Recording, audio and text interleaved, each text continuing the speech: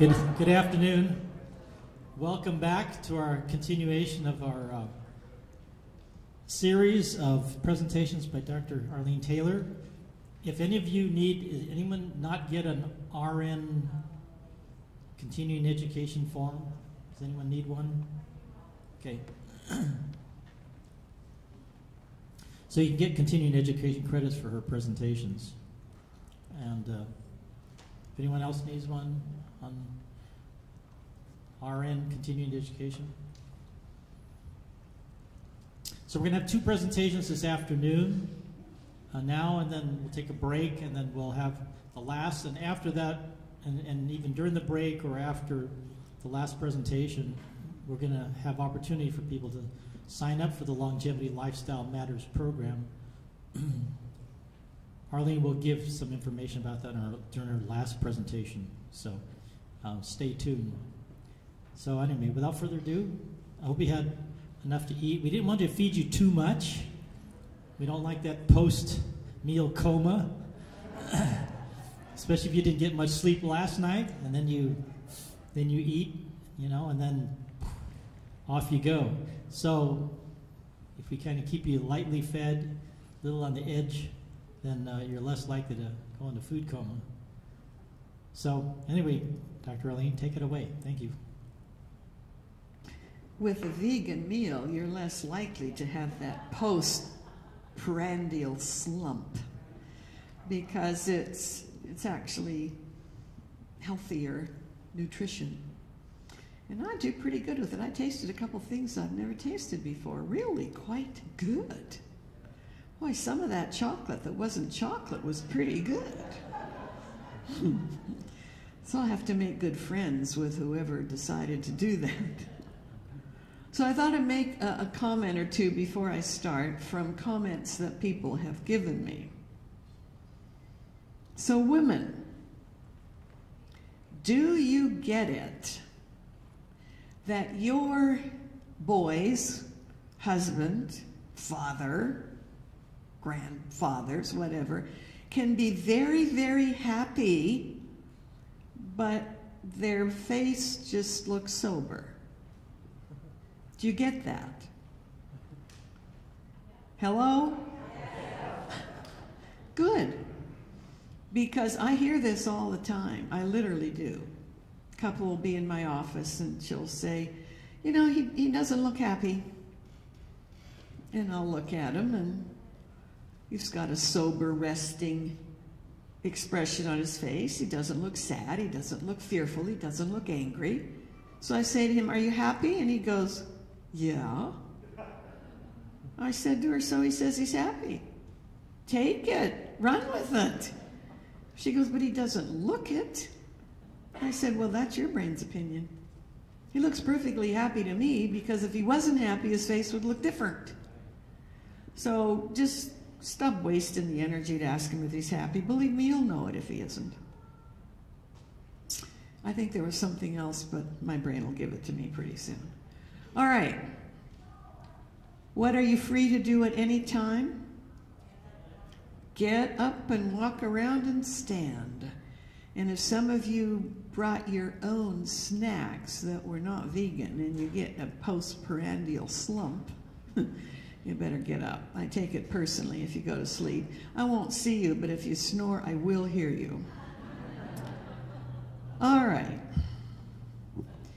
Now, one of these ways is on. Guess it isn't that way. Let's try this. Come and look at this for me, would you please?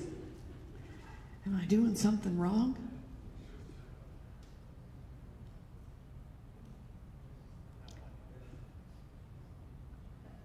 There we go. Well, you see, it takes more than one brain to do this. You know, somebody thinks that the speaker does everything. No, actually, I do very little. I just stand up here and chat. It's all these other people that keep it going. It takes a village. I will tell you that I do look forward to coming to Camarillo because they got a good team back there, and I mean that. I was speaking in a venue, not here, And all of a sudden, everything went dead. Couldn't hear a sound. And I thought, oh, great. You know, nothing. So I waved way back there and I said, help, I've got no sound. The person in the booth came on and said, I know you don't. I didn't like what you just said, so I shut you off. I laughed and laughed. I don't remember what it was I said, but something they didn't like. Okay, we're talking about hearing and listening. The sense of hearing is likely the first sense that begins to develop in a little fetus during pregnancy. There's so many applications about that. It's important if a woman is pregnant for she and her family to talk out loud, because the fetus will start getting used to those voices. And I could tell you lots of amazing experiences. I'll just tell you one. I was in the delivery room, and a woman was delivering her first child, and it was a difficult delivery. And so here comes this little baby girl, and she starts screaming bloody murder. I mean, just screaming. And the nurses are trying to calm her down, and her mother's trying to calm her down, and nothing's happening. And the father, who was in the delivery room, walked over and bent down and said, honey, everything's fine. Your dad is here. And instantly she stopped crying. And the doctor said to the father, did you talk to her a lot while your wife was pregnant? He said, oh, every morning and every evening. He said, I'd put my mouth right close to her belly and I would talk to the baby. And that brand new 5-minute-old baby recognized her father's voice. I just think that gives me goosebumps. So, sense of hearing, first to develop. By probably the 3rd month, certainly by the 4th month, it's really quite well developed, and it's completely developed by the time the baby comes out the chute. It is also the last sense to die. So when someone is in the hospital in a coma, for example, and they're afraid they're going to die, we would tell the family members, talk to them. If there's music they like, play the music they like. You know, touch them while you talk to them. And sometimes the doctors believe that that stimulation actually helped to bring them out of a coma. So often people go into the hospital and there's somebody very sick and they don't know what to say, so they say absolutely nothing. Talk. You know, I will say things like, hi, it's Arlene. I've driven over to see how you were doing. I remember last Thanksgiving, blah, blah, blah. Just talk, talk, talk in the most loving voice you can. And the brain is probably registering that, whether or not the person is showing consciousness. Worth trying. And I mentioned this morning that this is really new information, and I'm looking forward to more coming out, that the brain knows when the body's died and knows it for several seconds. And so when a person's heart stops beating, and then the medical team is able to restart it, and they come back to consciousness and so on, and they say, boy, I died and went to heaven, and here I am. You know, the temporal lobe, as it loses oxygen, does all interesting different kinds of things. And the brain appears to know that the body has died. And then eventually, of course, it'll die too, because it will not be getting the fresh supply of oxygen from the bloodstream and so on. But we never learned that growing up. I mean, that's just amazing. And it's also amazing to have scientists starting to agree that the brain creates the mind. You know, you develop a brain, but out of that brain, it creates the mind. Now, here's what's fascinating. The brain creates the mind, but the mind, in turn, can impact the brain and tell it what it wants it to do. Isn't that amazing? And we're not really talking about this weekend, but researchers say there is a very effective way to talk to yourself, to tell your brain what you want it to do. Remember, I think it was Henry Ford who's been quoted as saying, if you think you can or you think you can't, you're right. Exactly.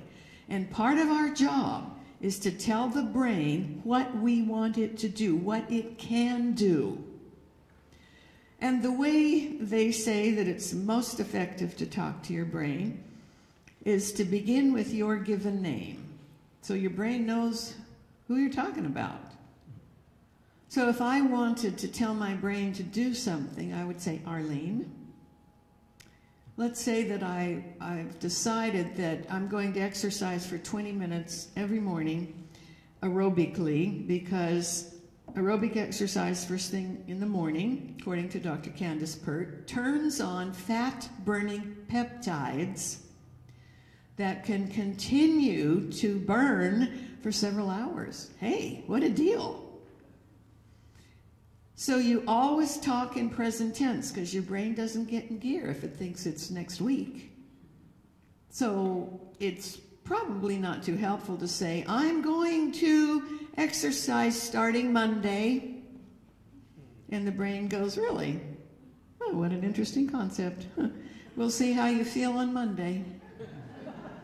Because it's not going to get in gear unless you think it thinks it's right now. So I would say, Arlene, my brain knows that's who we're talking about. We're not talking about Dave. We're not talking about Flo. We're talking about Arlene. Arlene, you are exercising for 20 minutes. The brain goes, we are? Well, okay, let me get in gear here. And that's how you tell your brain what it can do and what you expect. And it's kind of fun to start learning to talk that way. It's a learned skill, and I keep catching myself and reminding myself. All right, at birth, female brains have more acute hearing than male brains, period. You poor guys, you know, you start out with hearing that ain't so great, and it just goes downhill from there. So you need to do your best to take care of your hearing, because you start out with worse hearing. The female brain that has more acute hearing, it's easily distracted by environmental sounds in the room. So that's why some people are advocating, at least in the grammar school, the early grades of school, that girls ought to be in one room and boys ought to be in another room. Because generally, the girls learn better if the environment is quiet. The little boys are absolutely opposite. They learn better if there's, you know, some Mozart playing in the background. And we've learned that from IQ tests. Get 2,000 people together, 1,000 men, 1,000 females. And you give them an IQ test. And the room is very quiet. And the female brains will score higher on that IQ test than they would if there was some noise in the room. But now they do it and there's music playing in the background or somebody's re-roofing the building. And guess what? The female scores lower and the male scores go up, because the distraction in the environment somehow helps the male brain focus in. And you really can't do that in the same room with kids.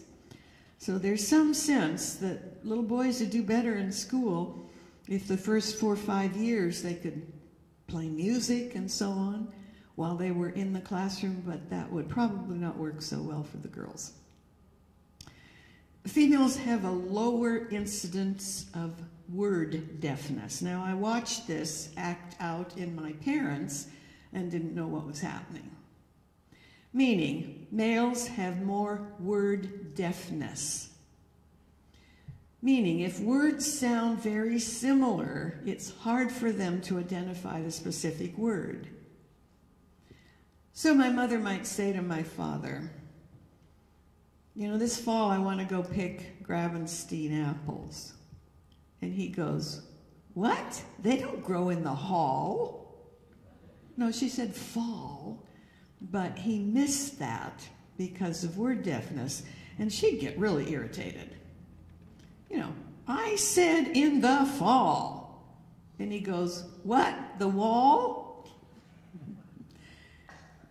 So pay attention. So women, you need to articulate very clearly, and you need to speak up. Remember, the poor guys are deaf. And so you're talking really quietly, and women are picking everything up, and all he's hearing is this buzz, and he's saying, what? I told you. Not in a way he could understand. So part of the communication glitch is because we don't know how to talk to people who don't have as acute hearing as we do. You know, there's lots of jokes in healthcare about this. For example, take a mother, new mother, put her in a room with 40 newborns, I haven't even gone home from the hospital yet, blindfold her, and say, tell me who your child is. And within a minute or two, she's got her kid. You put the new father in there, the kid's 15, he still hasn't found him. I mean, that's a gross exaggeration, but you know, it's a different ballgame. So you need to speak up and speak clearly so they get it, and it'll save you a lot of reinforcement. So the earliest research that I can find is a study that was done on girls. As early as age 11, their brains are distracted by noise levels that are 10 times softer than anything that will even get the little boy's attention. They're just so sensitive to sound. And because the hearing differences in many men tend to get a little worse, you need to pay attention to this because auditory stimulation is critical for dementia prevention. Because the brain is very stimulated by sounds, music, speech, books on tape, talking, things like that. So if you are beginning to have any hearing problems, go get yourself a good hearing aid. Because studies are showing that some people develop symptoms of dementia simply because their hearing is not clear enough for them to get the stimulation that they need. That's an easy fix. But so many men I've talked to go, oh, I don't need a hearing aid. I don't want to wear one of those things. And I say, okay, so, you know, how long do you want to stay sharp? What do you mean? Get a hearing aid. There's some better ones out, I'm told.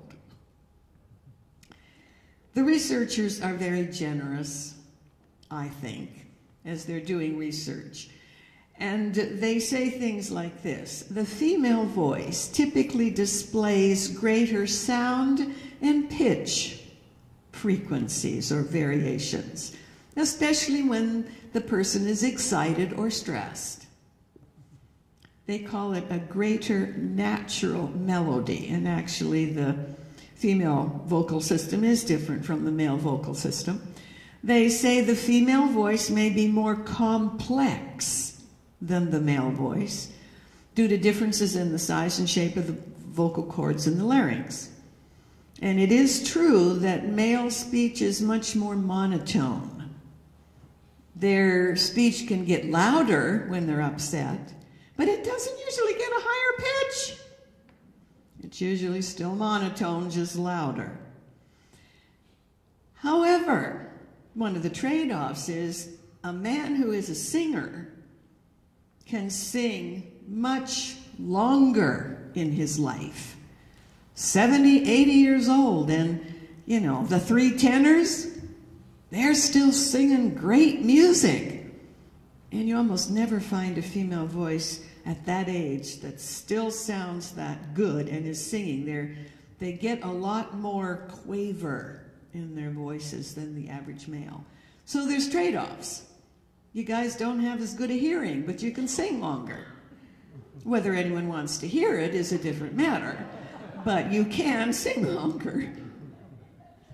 There was one man I used to accompany, and the last time I accompanied him at a wedding, he was 68, and his voice was just as, you know, great bass voice, just nearly as robust as it had been 30 years ago. You just really don't see that in the female voice. I mentioned this last night, but for those of you who were not here, I'd like to re-emphasize that. The left hemisphere of the brain contains Broca's area, frontal left lobe here behind your left eye. Now here's another thing we're learning from PET scans.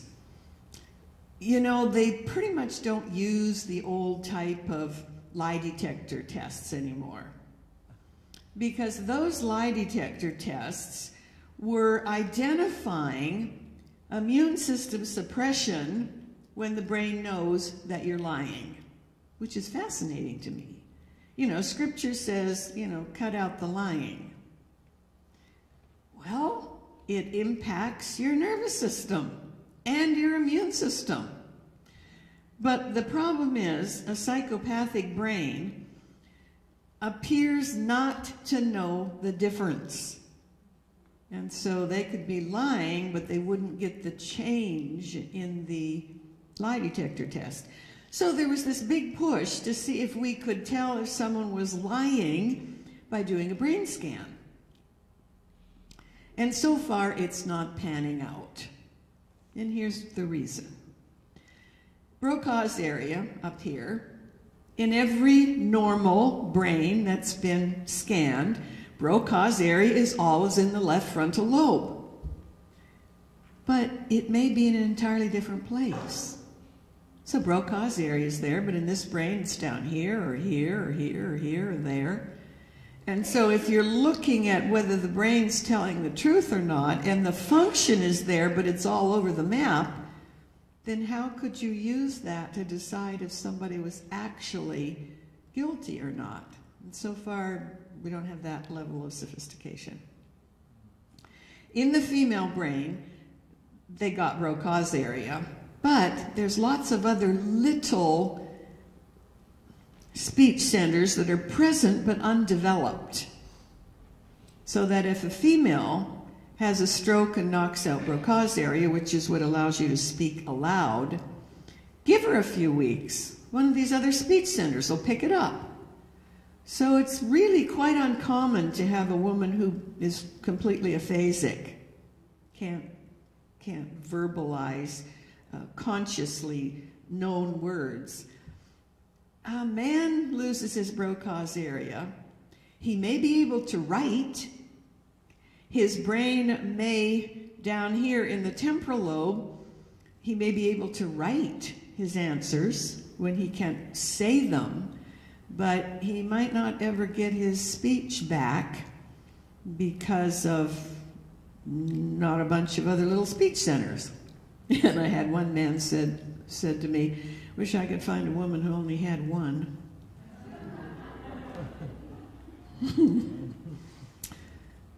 So, you need to protect your brain regardless of whether you're male or female. You really need to. You got one, there is no spare. And if you damage it and the functions decrease, you may never get them back.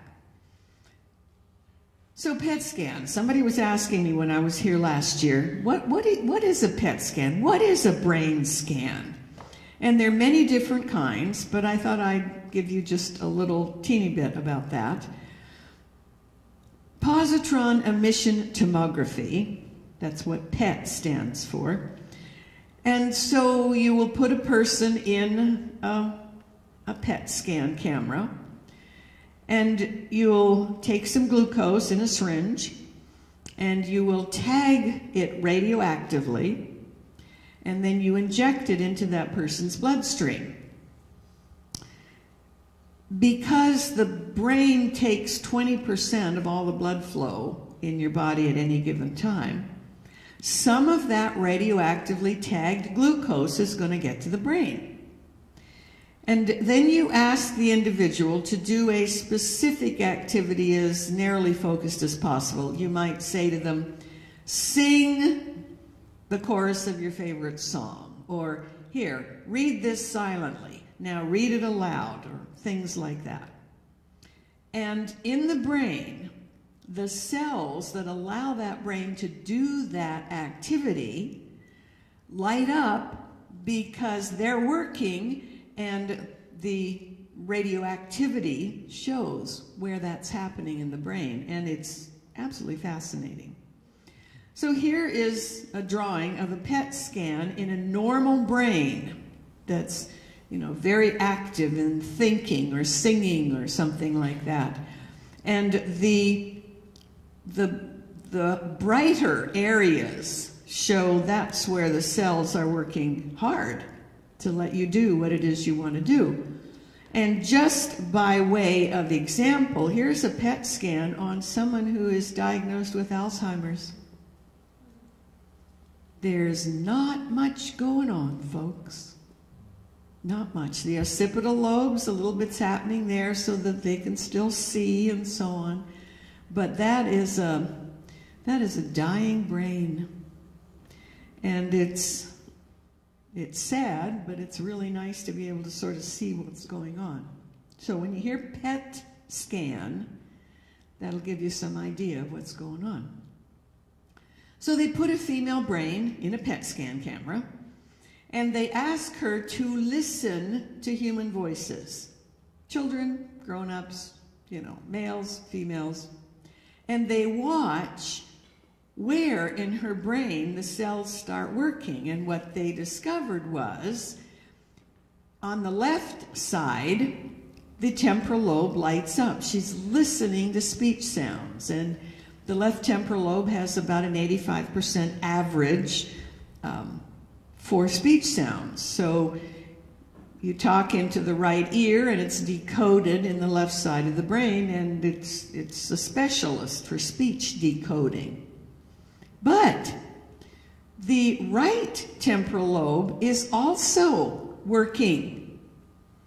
It can do speech, but it's much more aligned with non-speech sounds. The bark of a dog, the whistle of a train, the cry of a baby. And this is where often couples get into trouble. I had a couple come to my office one time, and she walked in and she was steaming. And he walked in, hands in his pockets, and walked over and looked out the window. And I said, well, what can I do for you? And she said, he wants a fourth child, and it's not going to happen. I thought, I wonder if I should ask them if they've been fixed. And I said to her, what do you mean it's not going to happen? I'm not having another child. You know, it's really interesting what your brain does while you're hearing a conversation. And I'm thinking, good luck, sweetie.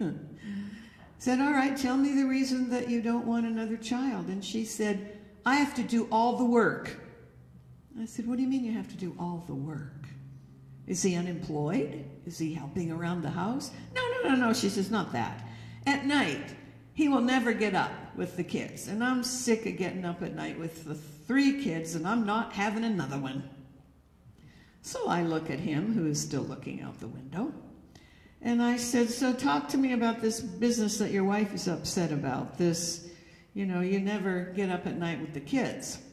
He turns around, he actually looked at me, and he said, Dr. Taylor, I don't hear him cry. And she said, likely story. So I give her the bit about he's born with poor hearing, and it just goes downhill from there. She's kind of looking at me. And he says, and here's the problem. I'll get up and go check on him if she wakes me up, but I don't know what the cry means. She can hear the cry and she'll say, oh, he's got a wet diaper, oh, he's cold, or oh, he's bored, or oh my goodness, he's got a pin sticking in his leg. He says, I don't have a clue. I have to go find the kid and go through A to Z to see if I can figure out what's wrong with him. So it's much more efficient for her to do it. I'll do something else.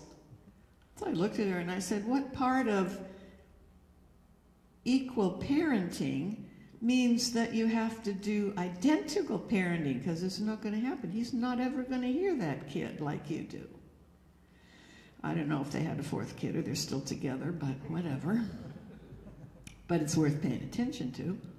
Now, you put a male brain in a PET scan camera, and you go through the same process. When they are listening to a male voice, the left temporal lobe lights up, and right temporal lobe is dark. They're not processing those voice inflections. That's probably why male speech has no meta message. Because the meta message is found in what? The inflections of the voice. Like, that's a nice tie, Dave. And the message is, where was Flo when he put that tie on? That's inflection. Male brain doesn't pick that up. And that's why, you know, a woman will ask a man something somewhat sarcastically, and he just answers the question. No problem for him. Rolls right off his back. He didn't know there was a meta message.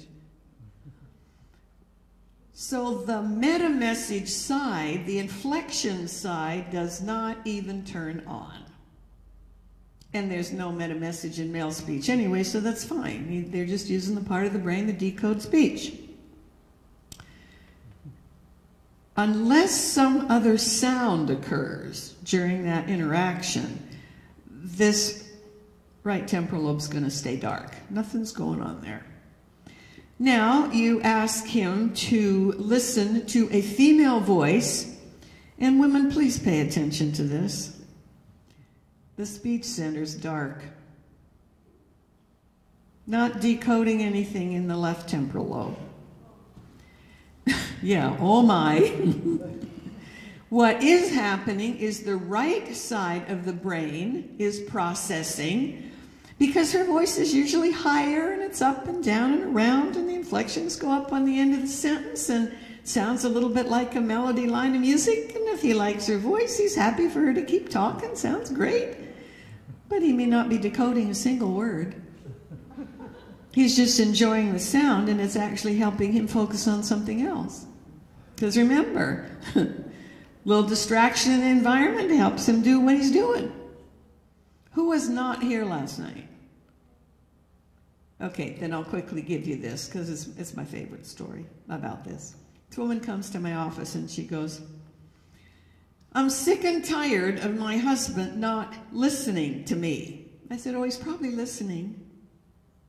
Well, I asked him what I just said, and he tells me something I said last Christmas. I said, well, that doesn't mean he's not listening. He's not decoding the speech sounds. That's different. So I explained this to her, and she said, well, how do I get him to decode the speech sounds? So I gave her this whole list of things, you know. You take a deep breath, you lower your voice, you speak in a monotone, you make it louder, you give him the bottom line. Keep your voice down on the end of the sentence, and if he wants more information, he'll ask. She goes, that sounds really ridiculous to me. I said, hey, you came to me. I mean, that's the research. I don't care. No skin off my nose. So I get a phone call 4 days later. She says, you were right. It works. I said, I'm going to need more information. I'm going, who is this woman? She said, she told me who she was. I said, oh, I remember you. So what happened? Well, she said, I thought I'd try it. Here he is at the table, drinking his coffee, reading the paper. I'm chattering away. I say to him, are you listening? And he goes, uh-huh. This time I did not ask him what I just said. I took a deep breath. I lowered my voice. I got ready to speak up, and I said, Harry, I just bought round-the-world tickets on the QE2. We leave Friday. And I said, and? She said he jumped up from the table, knocked his chair over, spilled his coffee, dropped the paper, and said, what? He heard me. So I'm telling you, women, If you want to give him background music, you know, background distraction so he can focus on what he's doing, go for it. But tell your story to your women friends and just give him the bottom line. It'll save him a lot of energy because it takes a male more energy, period, to decode a female voice. Which is the reason when I'm speaking and there are male brains present, I'm talking very differently than I would if I were at home. My normal pitch voice is probably like this. It's a little softer. Often my inflection goes up at the end of the word because I was raised to speak female, and that's what a female voice does. I hardly ever do that when I'm speaking in public because I know the male brains in the room will not get it. So if they're not going to get it, they're wasting their time to be here, which means I have to try to speak male when I'm presenting because women are going to get it anyway. And maybe some of the men will get it. So you have to decide what you want to do for what result you want to get. So there's your comparison, and it's huge. We see this in schoolrooms all the time. When I was a school nurse, it would go something like this. Oh, it's Friday afternoon, the teacher says. It's been kind of a hard week. Well, class, it's about time for you to leave for the week. Don't forget. Don't forget is for sure you're going to forget because you get a picture of forgetting. Don't forget, we're going to start Monday morning with a little spelling quiz. So, you know, see you on Monday. Monday morning comes, the bell rings, the teacher says, okay, get your paper and pencil out. We're going to have the test. And all the little girls get their paper and pencil out, and all the boys are going, what test? You never told us about a test.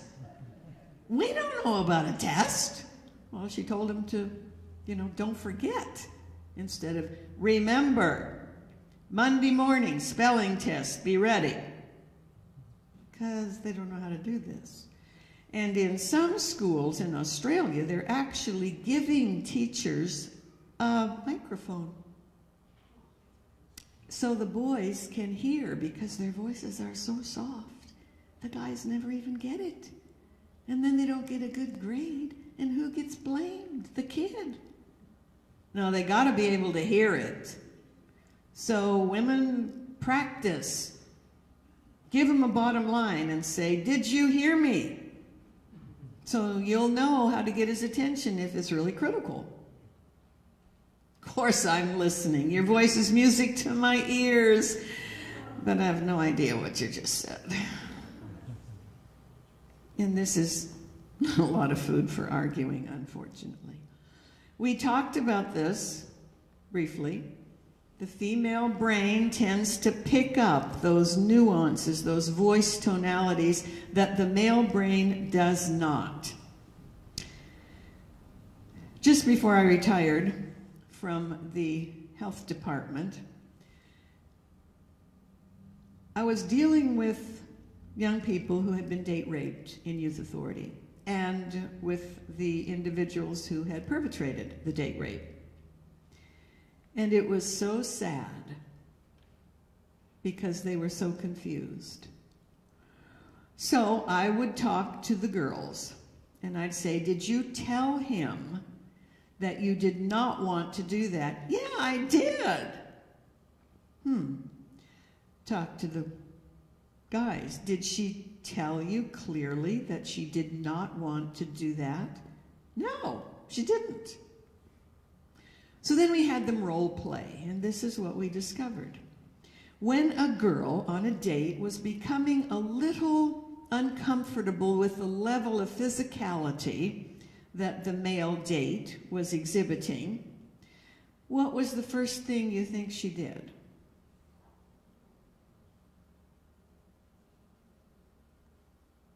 She started to giggle. Giggle is not a no. Giggle is, don't do that. I don't want to do that. Don't do that. Okay, That's not registering anywhere in the male brain except in the right hemisphere. And he thinks she wants me to believe that she's a good girl, so if I push a little harder, I'll get what I want. No clear message. So we would teach them about this, and we would say to them, if you do not want to go down that road, you have to do two things. One loud word and a gesture, because the male brain has more M cells. So then we would bring them together, and the girls would demonstrate. And we'd set it up. All right, guys, now let's say you've been pushing for a little bit more sexual activity than she's comfortable with. Watch her. Would you get the message if she said and did this? And they would go, stop! There was not a boy in the room that didn't get it. And so often, it's not the girl's fault, but still we have not taught them how to communicate with a male whose testosterone is running high and thinks that giggling and don't want to do that is not stop. And we would teach them, and it's just amazing. And the guys would apologize. You know, we're so sorry. We honestly did not get it. And I don't think they did get it. But we got it now. And that's what we need to be teaching both boys and girls. Clear communication in a way that works for the other brain. I mentioned the IQ tests, that if everything's quiet, the females score higher, the males score lower. Same thing happens in the schoolroom. So when you can't have a room with all girls and a room with all boys, you might give the boys earphones and play Mozart or some music like that so that the girls can't hear it, which keeps the room quiet for them, but the boys have some distraction that actually allows them to focus in better, and they get higher grades. You might even need to do that at home, depending how many boys and girls you've got. And the movement bit is this. 50% of brains studied learned best, if they learned at all, when they were up and moving around. And every brain needed some movement during the class period, not recess and noon hours. And believe me, this is so dysfunctional. You got a couple boys who are restless, extreme extroverts, nothing's going on, they're moving around, getting in trouble, dying to move. And what's the punishment? They lose recess, which is what they need to do to move. I mean, we're just in the dark ages as far as education and the brain goes. My brain's opinion. I was speaking to 250 psychiatrists, getting them ready for their boards in the area of brain function. And I had purchased 250 little squeezy brains because men need to move, by and large. And I misspoke. I said, I'm glad to be here, and I've brought each of you a brain.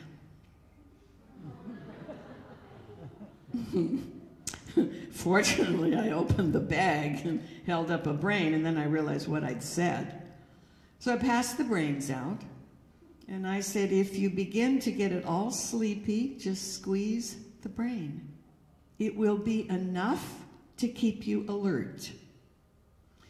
So there was a interventional radiologist, is that what you call him?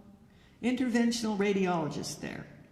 He came up to me and he said, could I have another brain?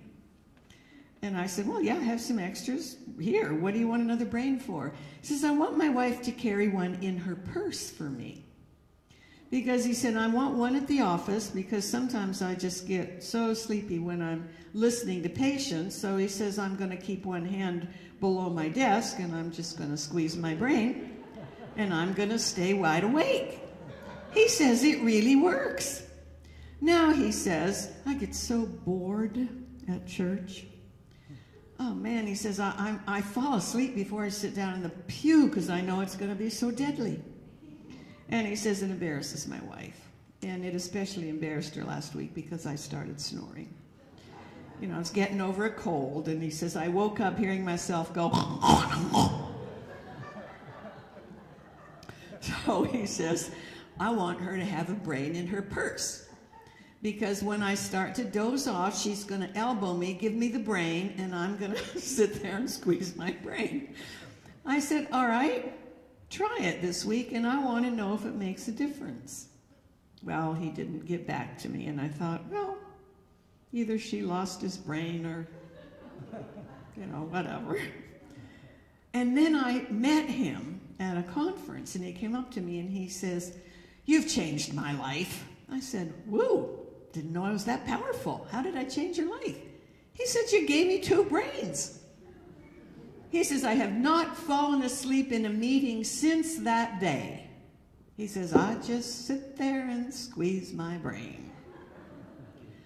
So there's some couple Montessori schools are giving little boys and occasionally a girl or two who's very extroverted brains to squeeze, and it's working really well. So I don't know what this church is like, but you might want to get some brains and pass them out. Especially if somebody is gonna snore. Okay, so the bottom line, women, is that their brains do not register sound in the way our brains register sound. It's not good or bad, right or wrong, it is different. So tell your stories to your girlfriends, because he really doesn't want to know the details. They don't tell each other the details. They tell each other entire stories in the form of a joke that's 3 sentences long. Women don't do that. Women hardly ever tell jokes. You never see them standing around on the corner, hands in their pockets, telling short stories called jokes. They don't deal in those bottom line things. So men do. So if you're female, and you really would like him to listen to you, and you want to do a little bit more than the bottom line, here's what you need to do based on research. Lower your voice pitch. How do you know your most comfortable, lowest voice pitch? You lie on the bed and keep inching over until you're backwards with your head hanging down. And then you talk in the lowest voice that's comfortable for you. And you listen to that pitch, and that's the voice you want to use when you're talking to him. So you lower your voice pitch and you speak up. Trust me, you'll feel like you're shouting. But that's another problem. Men have louder, more robust voices. And they forget this. And they have a little girl and they say, come on, honey, it's time to go. She bursts into tears because she thinks he's mad at her because his voice is so loud. Because women are much more sensitive to volume. So you've got to speak up. I would never do a presentation without a microphone.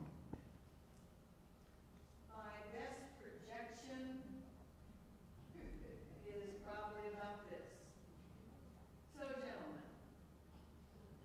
Chad, how'd you like to listen to this?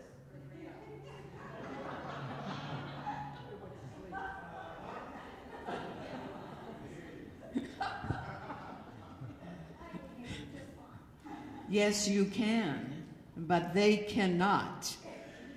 And I know even with this, it will take more energy for them to listen to my voice. So what's the result you want? There's no point in me standing up here pouring my heart out with all of this research that I love and that I know can change relationships when they can't even decode it. So There you go. Lower your voice pitch, speak up. Be sure to keep the inflections down on the end of the sentence. The male brain is a fix-it, problem-solving brain. And if you give it a chance, it will create a problem to solve. And when your voice goes up on the end of the sentence, I think this is what we should do. You know, maybe I should go to Costco while you go to wherever. Those are all inflectional invitations to solve a problem or fix something. Nothing to fix, nothing to solve, so avoid using those cues. To the best of your ability, use a monotone. Because the voice does not have inflections up and down and around like the female voice does. That's literally going to sound like a melody line of music. And if at all possible, do what? Give them the bottom line, because trust me, that's all they want. Do not want the detail. And if they need it, they will ask for it. Now, gentlemen, on the off chance that you really would like to know what she's saying, here's what you do.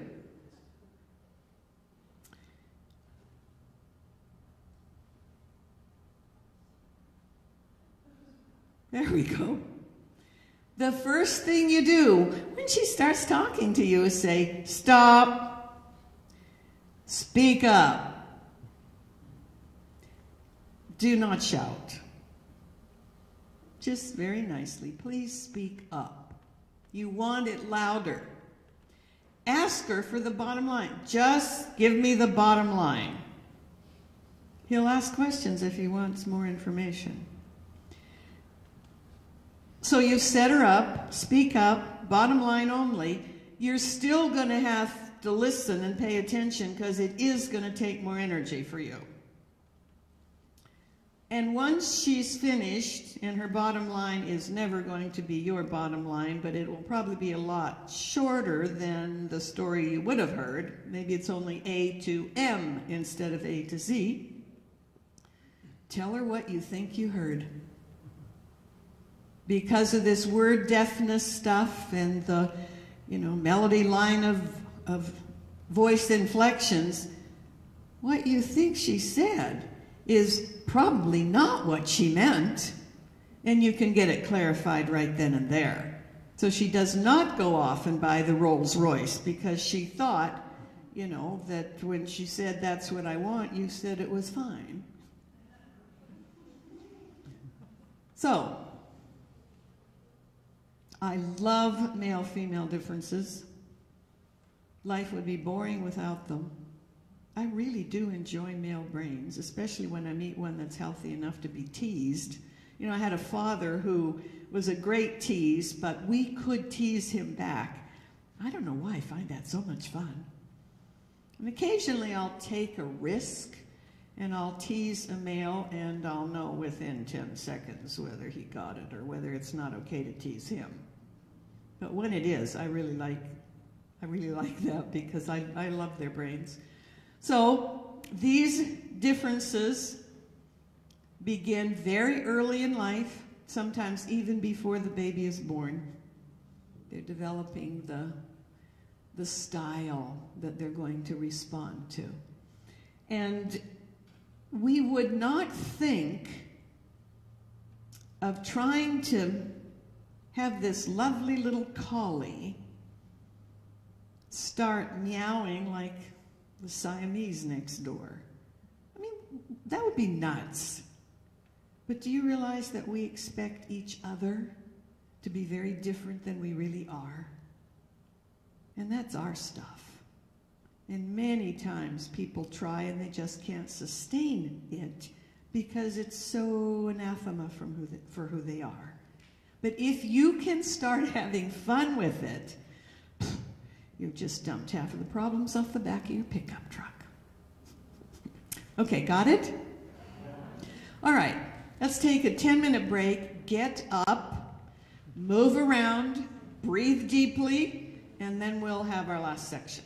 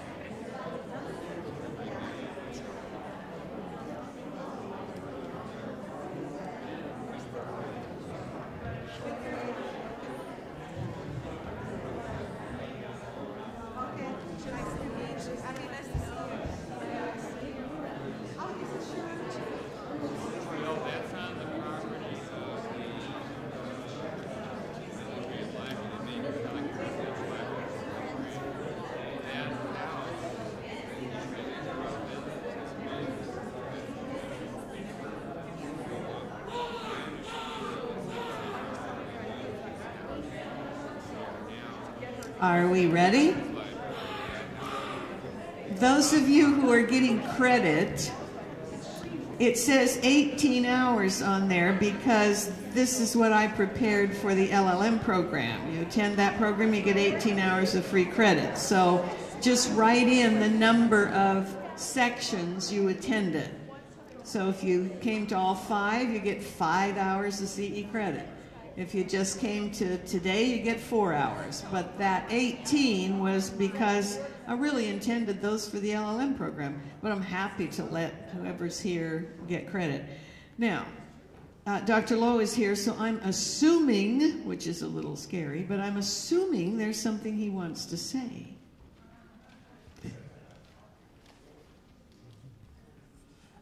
For those, there have been a number that asked about the availability of the presentations today or this weekend, and they will be on the church website. So from what I understand, all 4 prior presentations starting last night and into today have already been uploaded. So you can go to the camarillo.sda.org website, and then you can access through the video archives to get the presentations. So they'll be there. Okay? So including, as soon as this one is done, this one will be also uploaded to the church website. I think that's about it, right?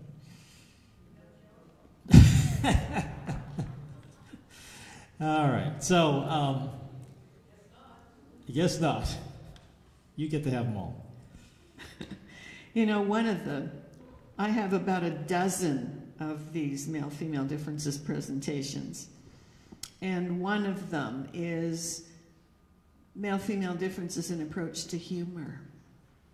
And I might have to do that for you once, maybe next time I come, because it's so different. It's just so different. I just laugh and laugh and laugh at watching the difference between male and female humor. I'll give you one example just because I love it.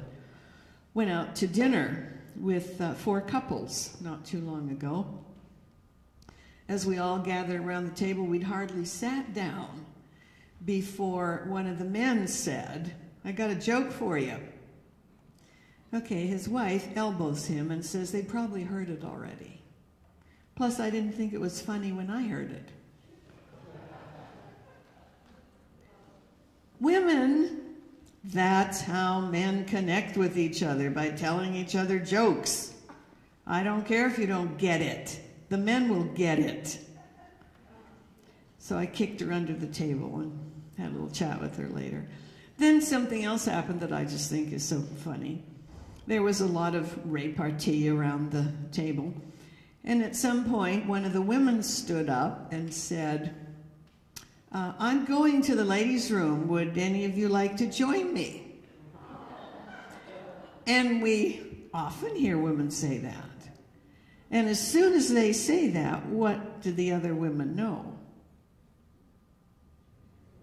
She wants to talk to them about something that just happened at the table. And she can't talk to them at the table, so they all troop off to the bathroom together. And they spend 10 minutes in there talking about it, and then they all come back and they've had a good time. Meantime, the men are telling each other jokes. Have you ever in your entire life ever been at dinner in mixed company and had a man stand up and say, "Hey guys, I'm going to the John, who wants to go with me?" I've never heard it happen. And it goes on from there. It's just lots of fun. So we might do that. All right, longevity lifestyle. We have combed through the current research, and there are 14 components, if you build them into your life, that research shows will give you a leg up on staying healthier and younger for longer. And Dr. Lowe and Flo, they did their first one last year. That was really one of our betas here, but facilitators are now in 7 different countries. And the program is changing people's lives. But it's not the program. It's that the people who are attending get it, that everything starts in the brain, and they're the ones who change their lives. But somebody has to present it, or people don't even have a chance to know that, because the average person cannot spend 4 hours a day combing through research papers if they could even get their hands on them. So let's talk a little bit about this. It was 2013 when I was meeting with some health educators, and they were talking about the bad news. And since then, you're even hearing it on the television. Dieting doesn't work. You know, someone will come out with a fad diet and everybody will lose a few pounds, and then they'll gain them all back. More of it is fat than muscle. And then someone else will take it and rename that diet, and they'll try it again, and they get unhealthier and unhealthier and unhealthier. Every 20 seconds, which is the last stats I've seen, an individual in this country, 20 seconds, is diagnosed with some type of diabetes. In most cases, diabetes is preventable. This is the first generation in which healthcare professionals are saying that the children will not live as long as their parents. You know, for decades, each succeeding generation has been living a little bit longer than their parents in general. First generation, that's not going to happen because of lifestyle. Obesity is a pandemic. There are some countries in the South Pacific where 80-some% of the population are obese. Not just overweight, not just pleasingly plump, obese. And obesity is associated, linked with more than 50 diseases. The Surgeon General is nervous that chronic illness, often related to obesity, is going to overwhelm all of the medical resources in this country. This is not a good picture. So we were meeting together, and we were talking about brain function, and one of the educators present said, you know, I don't know of any program that's brain-based. You know, some of these programs, they're great if you really want to do it and get serious, but nobody's talking about the brain. And everything starts in the brain. So, Dr. Taylor, can you write a program that's brain-based? I said, well, I can give it a shot. Because what we're doing isn't working. Kids are getting fatter. Kids are getting diabetes. Kids are getting unhealthy. They're not able to do track and field like they used to. They're just no energy. So I started working, and after 9 months, I asked 2 individuals if they wanted to help me, give me some ideas about the workbook and so on and so forth, and they said, yes, we'd love to do that. So we did the first beta in January of 2014 in Bakersfield, and we had no idea who would show up, and we had 96 people show up. We had room for 98. And we went through that first program with them. And people who had been given up for dead, if you want to say it that way, so obese, so chronically ill that they could not even walk into the building. They had to have help to get in. And they were serious about living healthier and younger for longer. And I think it's a good program. Naturally, I wrote it. But I also believe that if you want to do it and you get your brain in gear and you get your mindset straight, even if you've not been successful in the past, you can be successful to get healthier. And to me, I'm aiming for 122, how many days? 165. I don't know if I'll make it, but I'm aiming, because I think if you aim higher, you get farther. So, this is what we were aiming for, so you know about this program. It had to be brain-based. Every component relates back to the brain in some way. It needed to be 12 weeks. Why not 9? Why not 7? Why not 10? Because the research shows that it takes the average person close to 12 weeks to change behaviors and start living a longevity lifestyle. So we might as well help them do that before they go out on their own. And if you don't have that length of time to build the skills, they'll get discouraged and they won't keep doing the program. It had to be affordable. I mean affordable for the average person. It had to be aligned with research about what works, and I'm sure we'll be revising it as we get new research about what else works. It has to be available for individuals to do by themselves in their own home if they want to. But it also needs to be available where you can do it in a group, because the human brain is a relational brain. And especially if people are struggling, it's easier to do it in a group than it is to do it all by yourself in your own home. 14 components. This is not a one-shot thing. This is you are creating a longevity lifestyle that you're going to follow for the rest of your life. And that's absolutely doable. And it needs to be spiritual, because whatever else the brain is, researchers are agreeing that it is relational, sexual, and spiritual. But it cannot be religious, because it's got to work for people all over the world. But regardless of your affiliation, you can always be spiritual. So it needs to be spiritual, but not religious.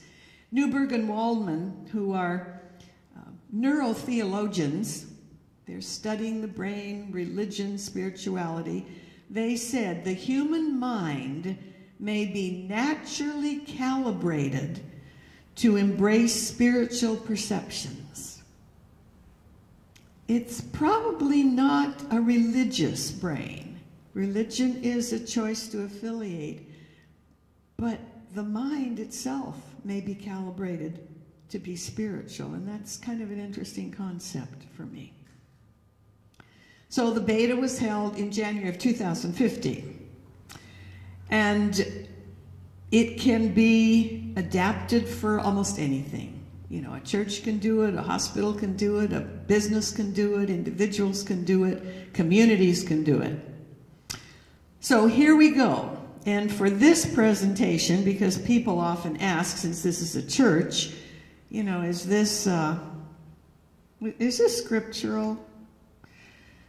Well, the 12-step programs, which are the most effective worldwide for alcoholism, are all aligned with the scripture. So I looked for scriptures, and I've put them here so those of you who are interested can see that as far as I'm concerned, it's very scriptural. Starting with mindset. Everybody has a mindset. And there are different mindsets. Carol Dweck talks about a fixed mindset and a growth mindset. A fixed mindset says, you know what, it is what it is. Weigh 310 pounds, tried to lose weight, you know, tried to get my memory back, nothing works, it is what it is. Guess I'll just die younger. That's a mindset. A growth mindset says, I am capable of the kind of change that I need to do to aim for 122 years. Healthier, younger, for longer. And Peter, I'm never sure how to pronounce his name, he said, your mindset matters. It affects everything. And that's because everything starts in your brain with your mindset. So if you have an enemy outpost of negativity in your brain, and it's, I can't do this, and it's never going to get any better, and life is hard, and then you die, and why am I even on this planet, and I wish my parents had never had me, life is going to be really miserable for you. And there's another way to look at it. The second is self-talk. Self-talk is the channel of behavioral changes, meaning you are telling your brain what you want it to do. And you're telling it in a way that it gets it. So, Arlene, you are eating regular meals every day. I don't snack. My whole family snacks. My family has the West Coast concession on obesity. I don't think there's any woman in my family taller than I am. And I don't think there's any woman in my family, except for me, that weighs less than about 250 or 280 pounds. So I had a choice to make as I got involved in healthcare. Was I going to follow that family pattern, weigh 250 pounds, risk developing diabetes, you know, all of that stuff, or was I going to live a different type of life? It starts in your brain with what you tell your brain. So, I talked about this earlier. You start with your given name so your brain knows who you're talking about, and you tell them what is happening as if it's a done deal. I am enrolled in the Longevity Lifestyle Matters program. Okay, maybe you haven't signed up yet, but your brain goes, oh, we are? Okay. You have to tell your brain what you want it to do because it can't guess on its own. 3, did you know that sleep is independently linked with longevity? What does that mean? It means you can be doing lots of good things, but if you're sleep deprived, the research is that you're at high risk for shortening your life. I am not interested in shortening my life. I'm having a good time. I want to live healthy and younger for longer. Sleep deprivation drains your energy, triggers weight gain. I'm sure that Dr. Lowe will tell you about that. Some research shows that when you sleep 4 hours a night, you risk eating 300 or 400 more calories the next day than you ordinarily would. And most of those calories are going to come in the form of high-fat foods. For men, it's often fried foods like French fries. For women, it's pretty much ice cream. And you're eating hundreds of calories you don't need simply because your brain is tired and it's basically saying, give me some energy. Well, that isn't going to help, but it will go to waste right around yours. Water. Water deprivation kills faster than the lack of any other nutrient. Do you think of water as a nutrient? A nutrient is something that the body doesn't make. You have to give it the nutrient. And water is your most important nutrient, probably, because you can't live very long without water. You can live for weeks without food. But the average is 3 or 4 days without water, especially if it's hot out. Cannot live without water. And this is a drawing of what we're seeing in the brain. So here is a brain. I do not know what that is, but I'll figure it out. Here's a brain. Here's the skull. There's the meninges, and now you've got the brain. When you get dehydrated, and if you are thirsty, you're already dehydrated. When you get dehydrated, the brain starts pulling away from the skull, and it actually shrinks. And that, over time, is associated with dementia. Can you see how simple it is to keep your brain healthy if you know what you're doing? So the deal is, you have to drink enough water unless you have some unusual medical condition that says that you should not do that. And there's been lots of studies. Got to drink 8 glasses of water a day. No, you only need 6. No, actually, you need 10. This is what a physician at Stanford says, and it's stuck in my brain. He says, you want to drink enough water each day so that when you pee, you have 1 or 2 pale urines a day. That's how you know. Because it might be a hot day, you're working more, harder, you're working less. Drink enough on purpose regularly so that you pee 1 or 2 pale urines a day. So somebody put his hand up and said, well, how will I know if I'm peeing, you know, a pale urine a day?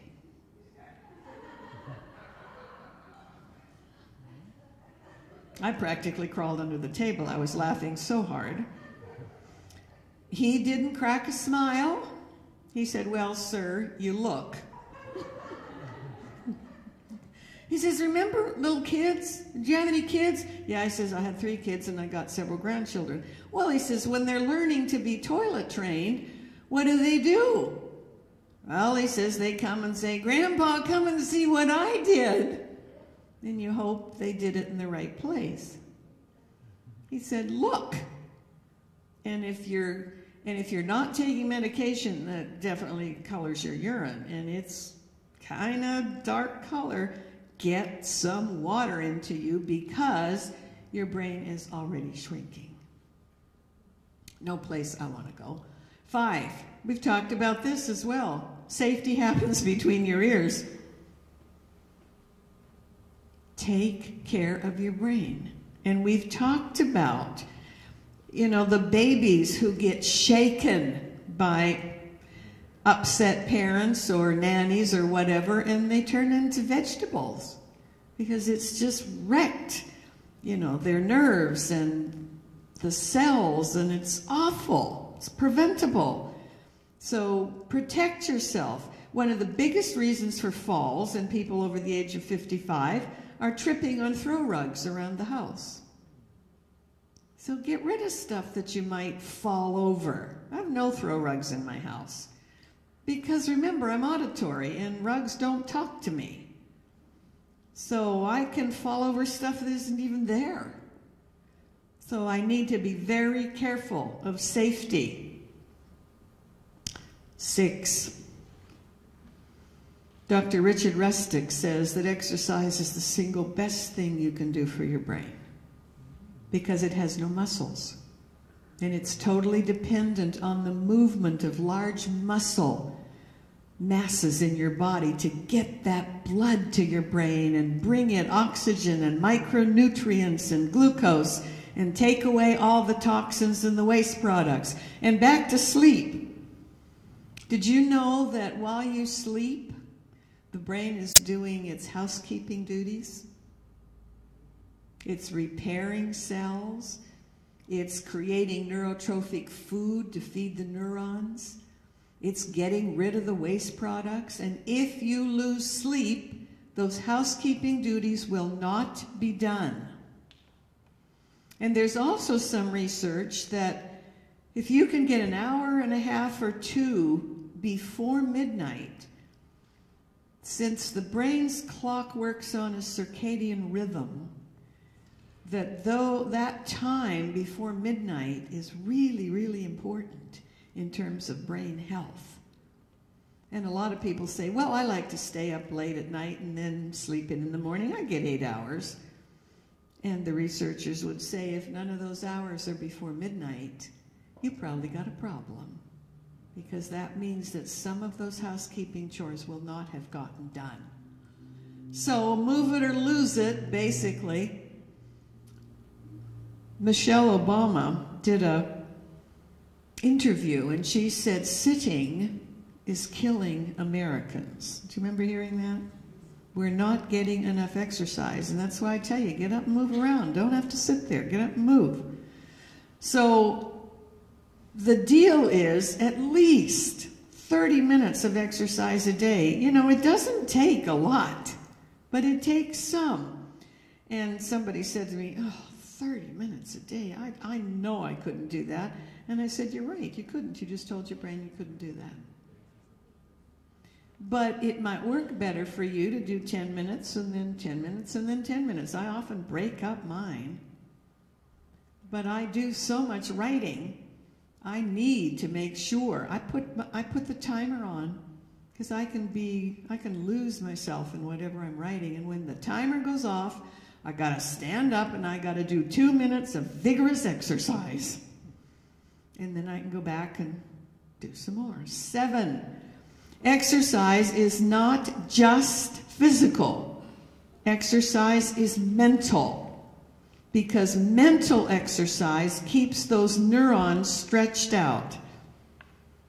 If your hand is a neuron, cell body is the palm of your hand. Here's the axon, that biggest projection out of the neuron in most neurons. And then you've got all these fingers, dendrites.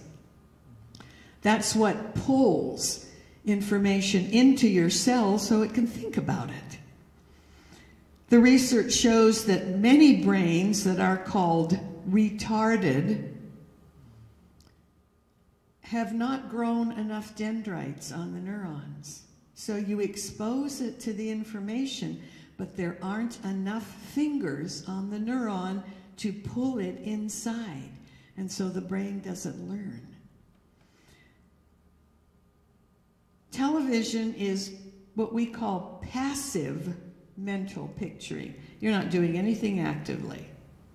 In fact, for most people, they're probably sitting there eating popcorn or cookies or ice cream. Your brain is only processing what another brain created. And challenging mental exercise means your brain is creating something. It's not just processing what another brain did. And it's critically important to get 30 minutes a day of challenging mental exercise. You can go to my website. I've got hundreds and hundreds of brain benders on there, free. You can do 10 minutes of brain benders. That'll give you a start. Maybe you could write some and email them to me. And when I reprint the brain benders, I'll put your stuff in there. I got 2 the other day from a dentist. Let me see if I can remember what they were. They were really cute.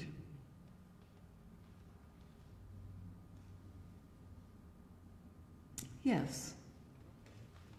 Okay. One said,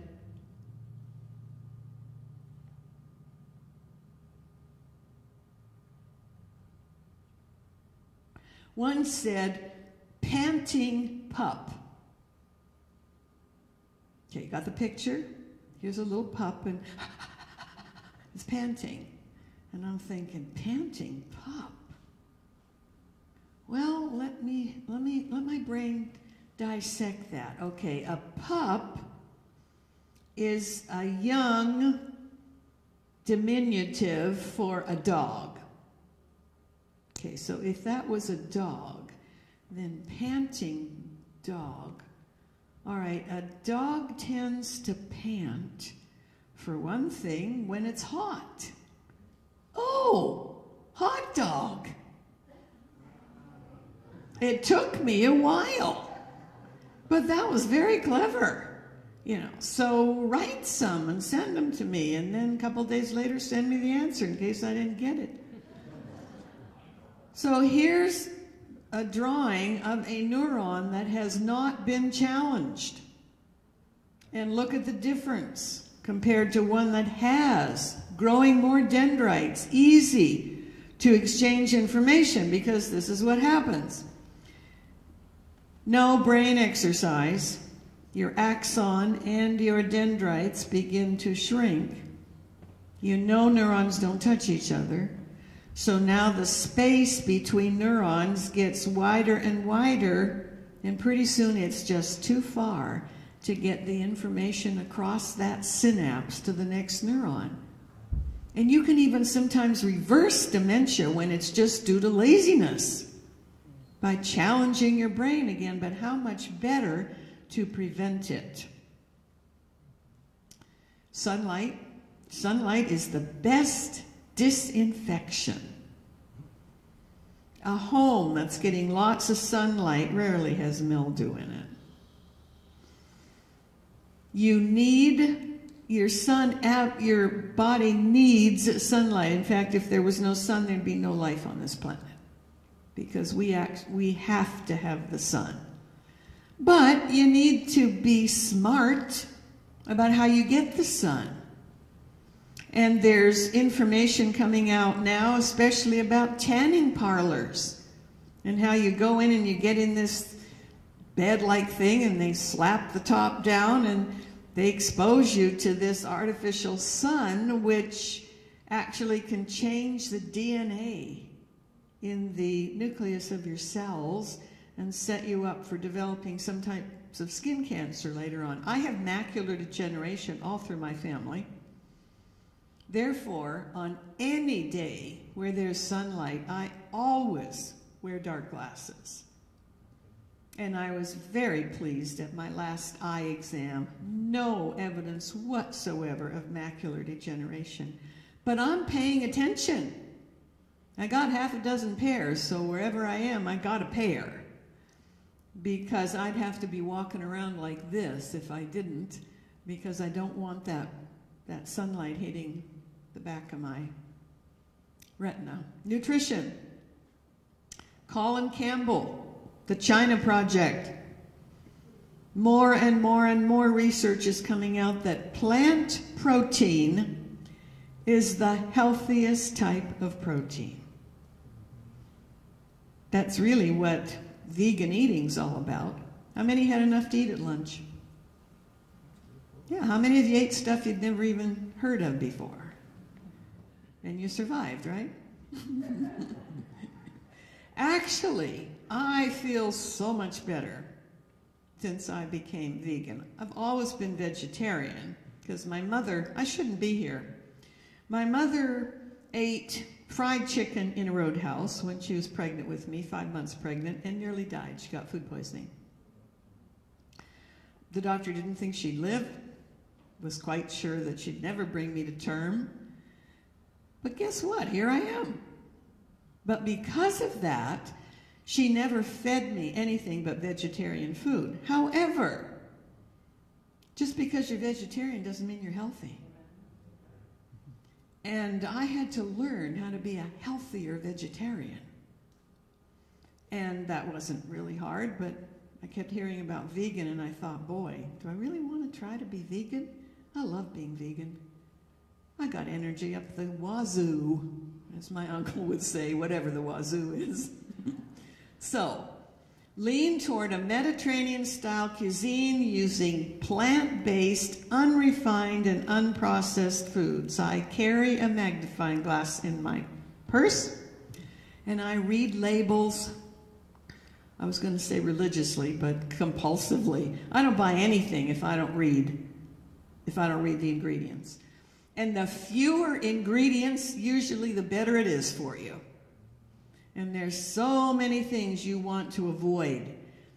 I try never to purchase anything with a big long word that ends in ATE, like monosodium glutamate.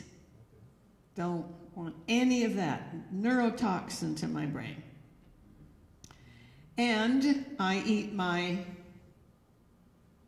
most comprehensive meal at breakfast because you're booting up your brain for the day.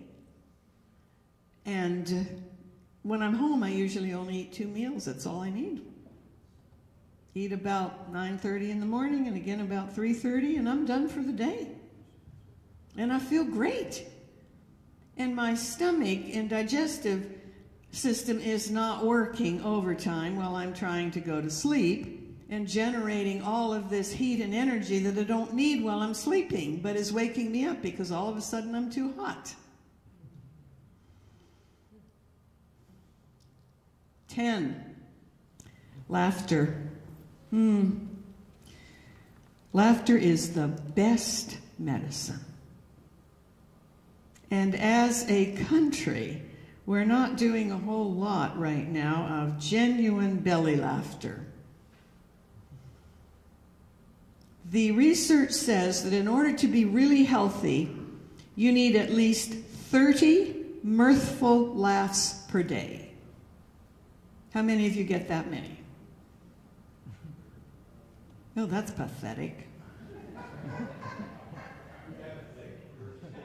Well, I hope you got it today. And I don't care if you laugh at me. If I can stimulate you to get a few extra laughs and be healthier, go for it. Somebody said to me the other day, I don't remember what I did. I think I took my shoes off and left them up here, and then I couldn't find them, and you know, the whole thing, not being visual. And people were laughing and trying not to laugh, and I looked around and I said, laugh, it is pretty funny, isn't it? 30 a day and 4 hands went up. I don't know what the rest of you are doing, but laughter is good medicine.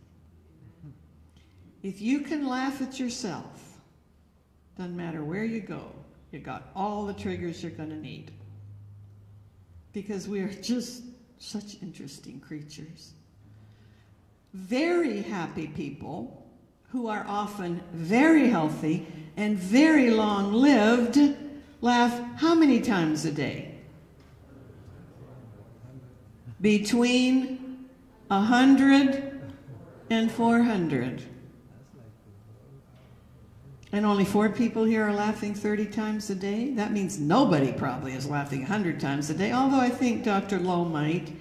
I mean, he walks into the house and sees me and starts laughing. I don't know what that's about, but it's possible that he's laughing 100 times a day. Do whatever it takes to laugh. Do you know what's humorous to your brain? We probably ought to do that section too. Every brain has things that are humorous. Do for your brain what it thinks is funny. I'll give you an example. My mother was half French, half Irish. Well, she's dead now, but she's still probably half Irish, half French. And she loved limericks. Do you know what a limerick is? Lots of people don't. It's a form of Irish poetry. Loved limericks. Rote memorization's really hard for me.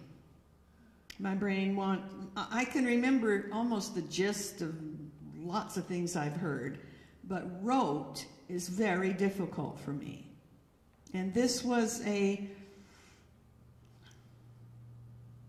bone of contention between my father, the preacher, and me. Because he wanted me to memorize a scripture rote every week. If he hadn't done that, I probably would have no rote memorization whatsoever. So it would go like this. I'm not a morning person. You know, this morning I had half of a lecture done before I even woke up. I'd come out in the kitchen blinking, and he'd say, "Good morning, Arlene." He'd been up since 5. He said, "Well, let's see how your memorization's going." Oh, what a way to start the day. And he'd say, "What does John 3:16 say?"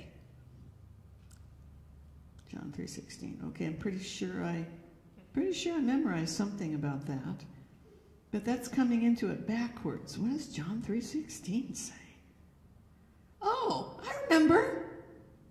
It says that God loved us so much. And he goes, "No, it doesn't. It says, for God so loved the world." I said, "That's what I said, Dad." "No," he says, "it's not what you said." Oh dear. So, hard for me. I decided I wanted to do something really nice for my mom, and I'd memorize a couple of limericks because she loved them so much. So I found somebody who knew what a limerick was and asked them to teach me 2 limericks, and I'm telling you, I worked really, really hard. When I finally had them down, I came home and I said, "Mom, I memorized a couple of limericks." "You did? Word for word?" "Yes." "All right, let's hear one." And I said, "There once was a man named Hall who fell in the spring in the fall. It would have been a sad thing had he died in the spring, but he didn't. He died in the fall.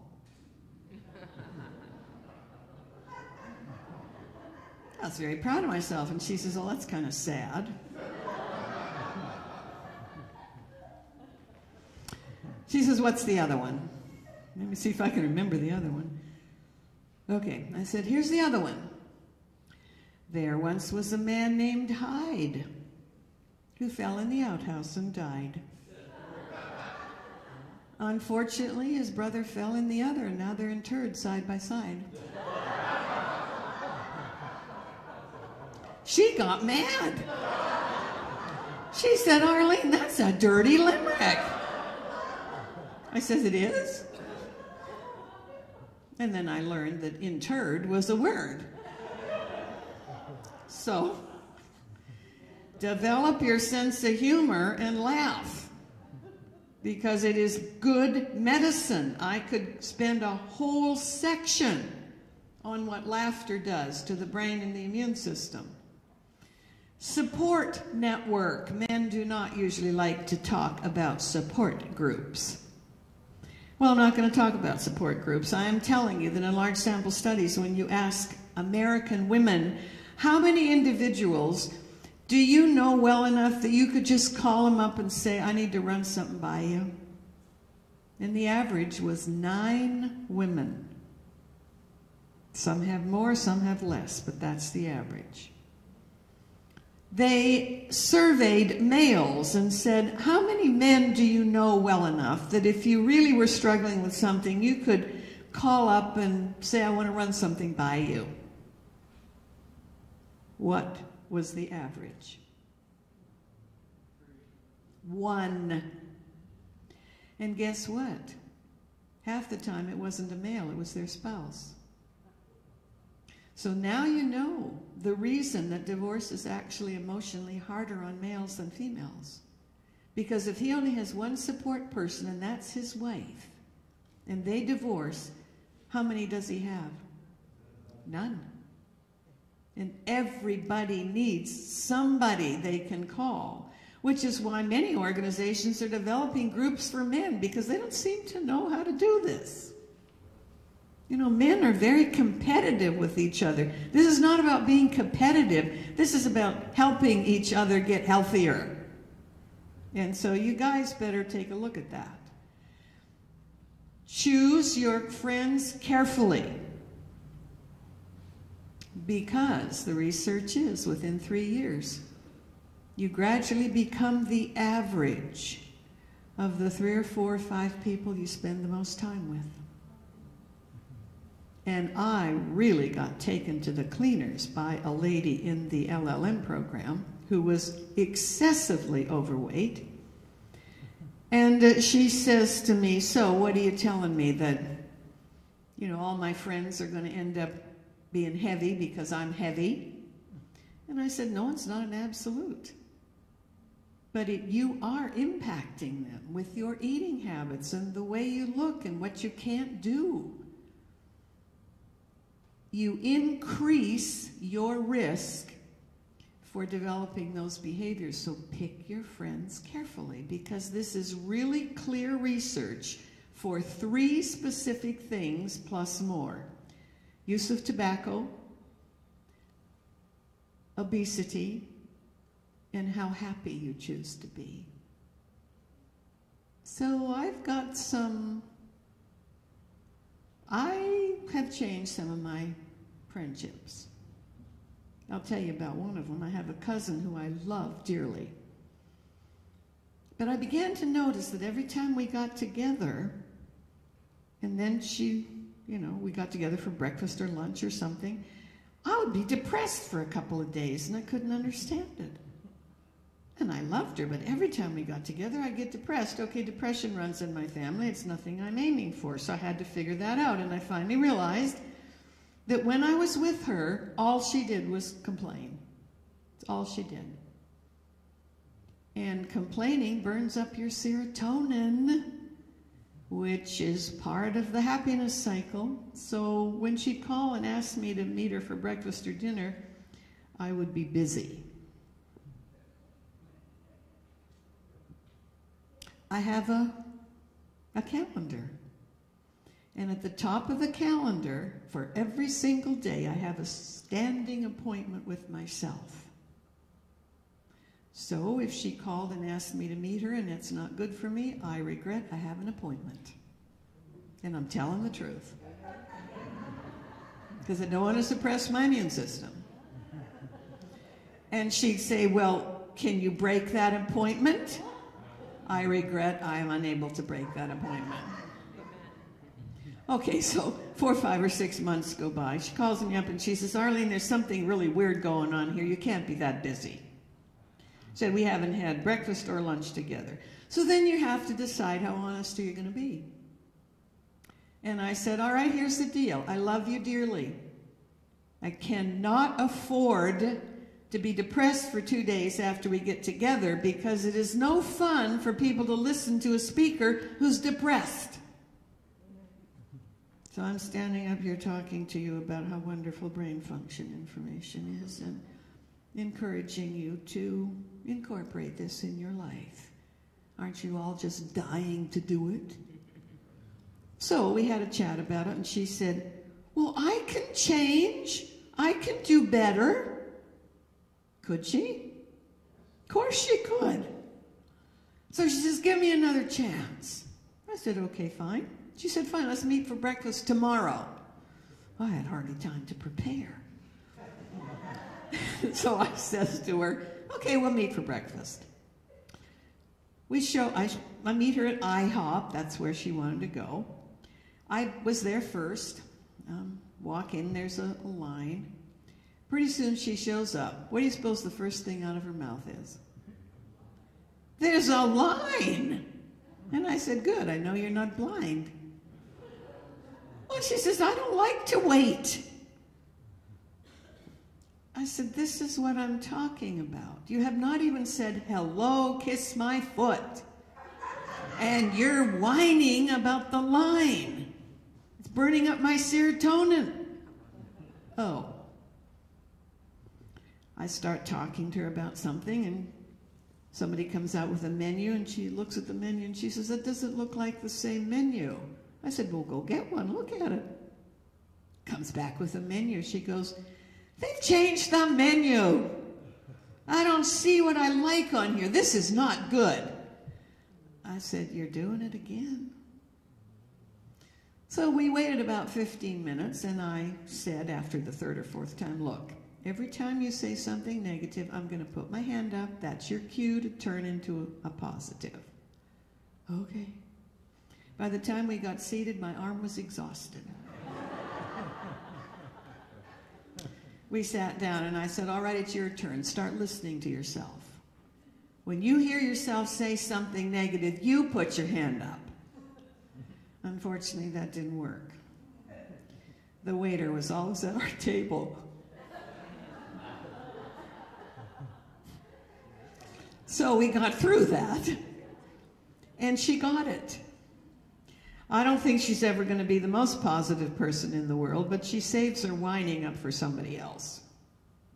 Because I can't afford that. So who are you hanging out with? Because it's going to matter to you. It's going to matter to your health. It's going to matter to your habits. It's going to matter to a longevity lifestyle, how long you're going to live. So you're going to have to take care of yourself because you are the only person who's going to be with yourself for your whole life. So it's up to you. I think I must have pushed that. I think I pushed that a couple of times. Well, isn't that interesting? Oblivious. Which is quite funny, actually. All right, stress management. Under stress, the brain automatically downshifts to a lower functioning level. You can't afford that. You have to stay up here in your cognitive brain unless there's something that you need to go down to a stress response to handle. So here's the work by Epictetus. Only 20% of any negative impact to your brain and body is due to the event. 80% is due to what you think about the event and the perception you have and how bad you think it is. So when something really bad happens, I know that I'm going to get a little bit of impact because there's 20% that's going to impact me. You control the 80%.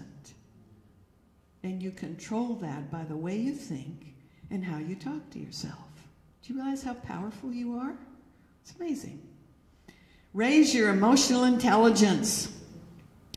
I'll tell you, EQ is really important.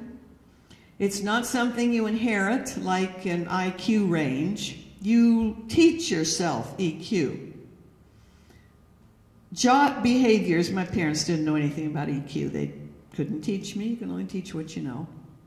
So I had to start raising my emotional intelligence. And the 3 behaviors, I call them jot behaviors, that I started working on was J for jumping to conclusions, O for overreacting, and T for taking things personally.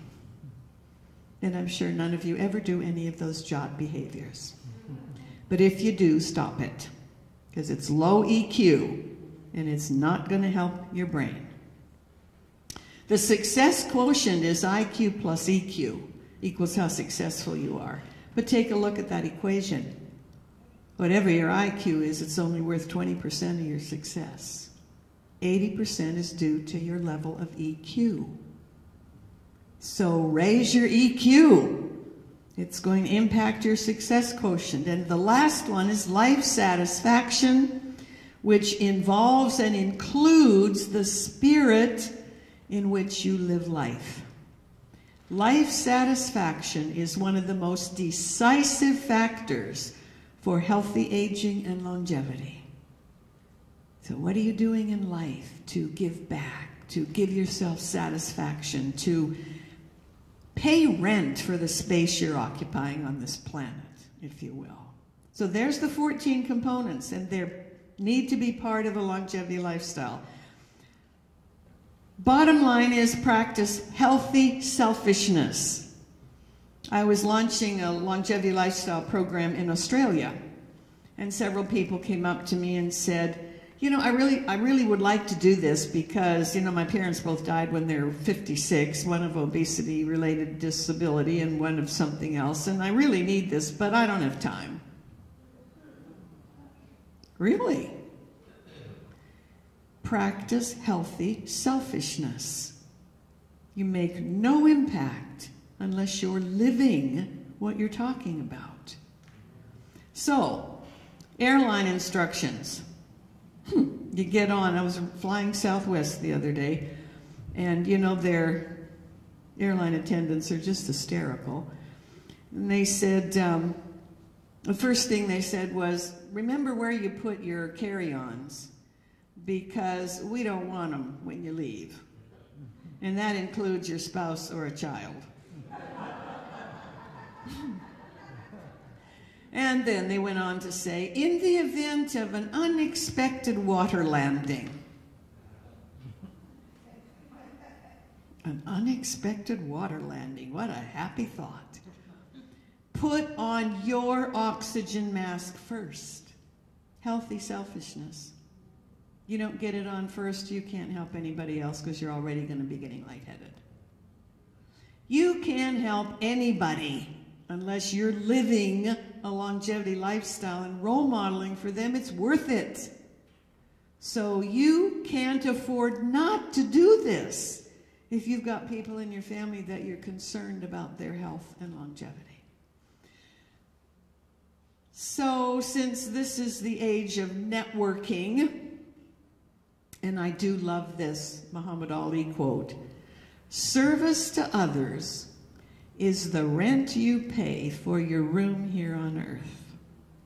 I really like that. It's too bad he didn't pick a different sport, but then he didn't ask me. So just so you know, there's a whole program where you can become a facilitator, put on your own programs. So I think that I am done, Dr. Lowe.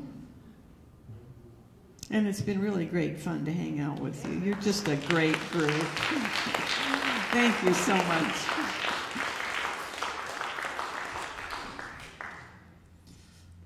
Yeah, one of the most hysterical airline pre-flight instructions given. The flight attendant was going through them and did that same thing. In case of, you know, the loss of oxygen, the oxygen mask will drop out of the ceiling, have you, and make sure you put this on yourself first. If you are traveling with 2 or more children, put the next oxygen mask on the child that has the most potential. Next. Anyway, it was the most hysterical. This guy went on, and we were just laughing so hard.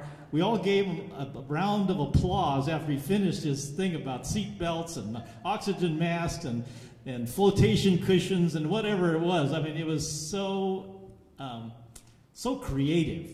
I mean, most people just don't even listen, you know, just blah, blah, blah, blah, blah, blah, blah, blah, blah, right? You're not even paying. Well, this guy had everybody's attention. We were all laughing hysterically.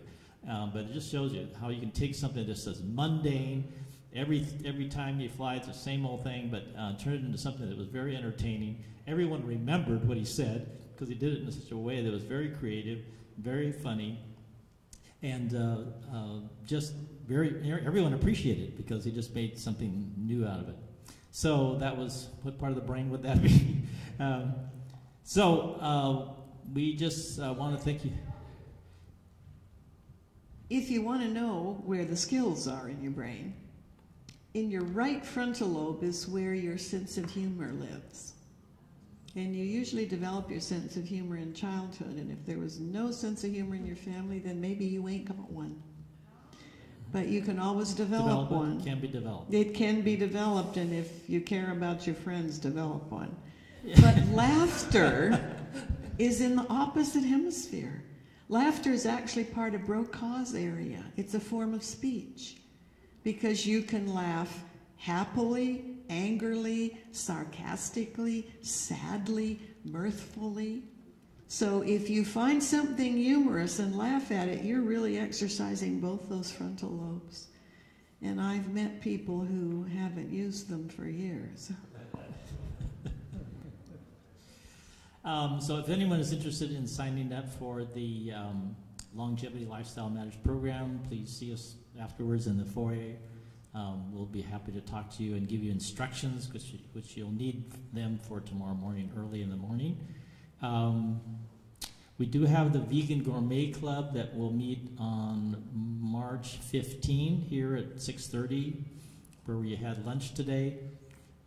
That happens once a month. Usually we have it on the second Thursday of the month, but we're moving it because I'm not going to be here. So we're moving it to the third, and it was going to be early in the month anyway. So this way it tends to be in the middle, not too late in the month. So it'll be Thursday, March 15. We welcome you to come to that. It's first time people that come don't have to bring any food. Just to try it, see if you like it, and see if it's helpful for you. It's designed to be a community support for people making transition to a whole food plant-based diet, the type of diet that we would teach in the Longevity Lifestyle Matters program or any of our health programs for that matter. So you're welcome to join us for that. The LLM program will take us weekly until just before Memorial Day weekend. We'll be finishing before that, and so we hope that will be occupying our time. We may have some other things coming up in between, maybe some hands-on cooking classes and things like that.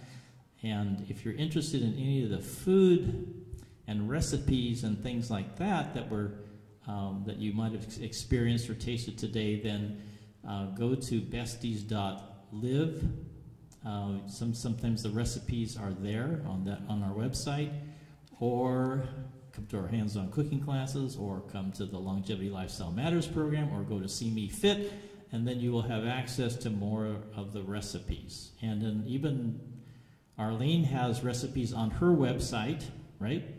And some of them are our recipes that we've given to her that she's requested to put on her website. So she also has recipes on her website if you're interested.